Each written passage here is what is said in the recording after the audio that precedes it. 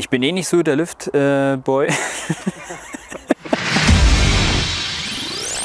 Hi zusammen, ich bin der Flo von Bike24.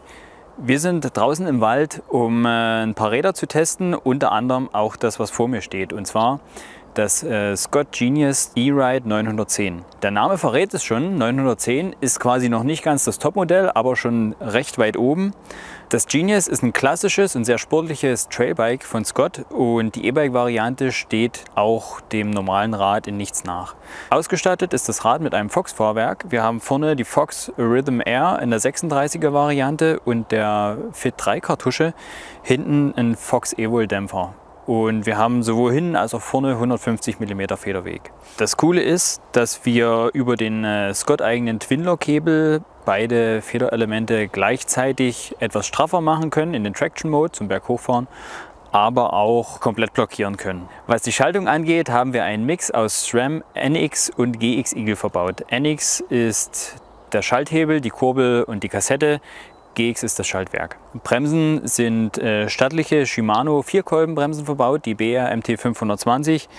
Ist jetzt nicht das Topmodell, aber sie machen definitiv ihren Dienst. Des Weiteren an Komponenten haben wir schon eine Fox Transferstütze verbaut mit 125 mm Hub in der Größe M, so wie es hier ist. In der Größe L und XL sind es dann entsprechend 150 mm. Wir haben wirklich griffige Reifen verbaut. Hinten ist das von Schwalbe der Hans Dampf, vorne der Magic Mary und beide in 2,6er Breite.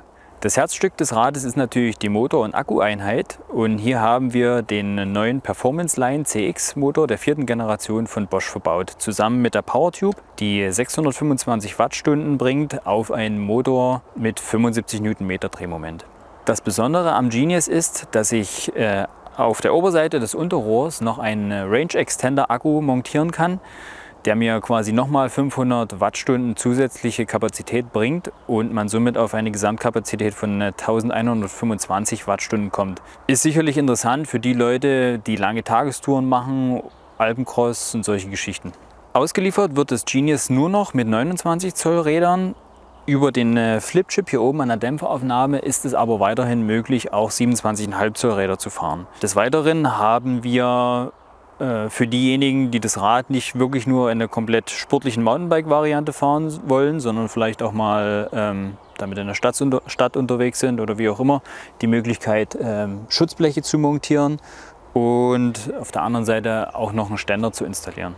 Wie eingangs schon erwähnt, ist das Genius echt ein klassisches Trailbike mit 150 mm Federweg und liegt sehr satt auf dem Trail. Die Kettenstreben sind mit 465 mm nicht die allerkürzesten, aber schon im Gegensatz zum Vorgänger deutlich kürzer geworden, was natürlich auch durch den neuen Gen 4 Motor von Bosch kommt. Wir haben einen Lenkwinkel von 64,8 Grad, was auch schon ziemlich flach ist und in Kombination mit der 36er Fox eine sehr stabile und laufruhige Partie ergibt. Mein Eindruck vom Genius E-Ride 910 ist sehr positiv. Ich habe es echt genossen, auf meinen Hometrails hier in und um Dresden mit dem Rad zu fahren. Bin natürlich die steilen Hänge deutlich entspannter hochgekommen als ohne Motorunterstützung. Aber auch bergab liegt das Rad wirklich gut auf dem Trail und es lässt sich viel damit machen. Also sei es Sprünge, Anlieger, Wurzelteppiche. Es ist überall souverän und macht, wie gesagt, wirklich eine Menge Spaß. Das war soweit von mir und dem Genius. Ich danke euch fürs Einschalten und freue mich aufs nächste Video. Bis dahin, euer Flo. Macht's gut.